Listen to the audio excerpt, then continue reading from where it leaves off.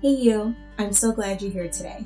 I'm Jenny Prochko and I make videos about journaling, mental health, spirituality, and goal setting.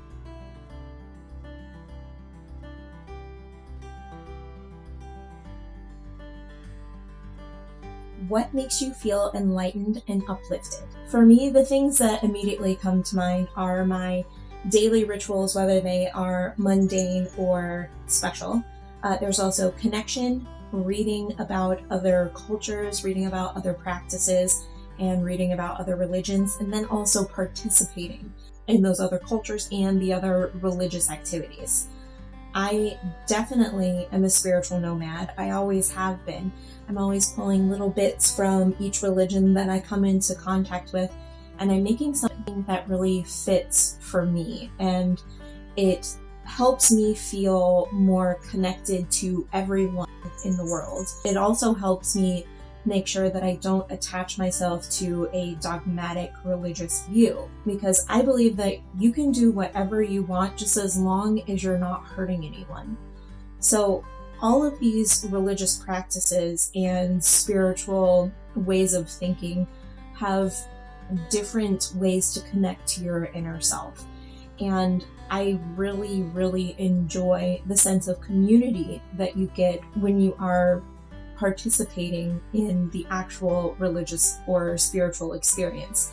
Now, this could be an actual religious experience like going to a church or participating in mass or going to different religious activities that are willing to open its doors to other people. This can also be something like participating in a meditative practice as a group. Meditation has become very mainstream, and I think it's a great thing to promote mindfulness. It's something that helps me feel enlightened and uplifted, and is something that our society definitely needs. If religion were to go away, I think mindfulness is the thing that would connect us all and help us feel more enlightened and uplifted and connected as a community, so we don't feel separate and against each other in our various groups. My daily rituals sometimes are really extensive, and I talked about this in last month's spirituality question.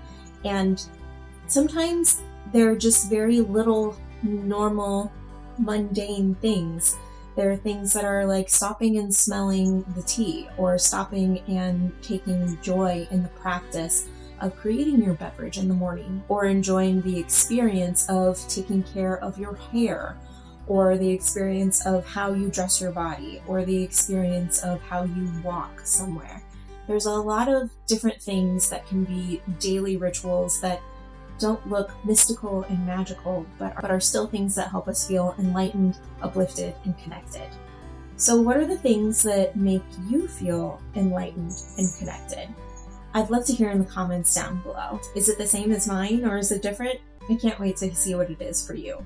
You can catch me over on Instagram at alzindigo, that's where I am most, or you can catch me over on alzindigo.com, where I share weekly spirituality tips, writing and journaling prompts, little tidbits about the moon and the lunar phases, and how to move through the lunar phases with your goal setting, and also mental health and awareness and my story. Be sure to subscribe and click the little bell so you get notified every time I post a video and so you don't miss anything.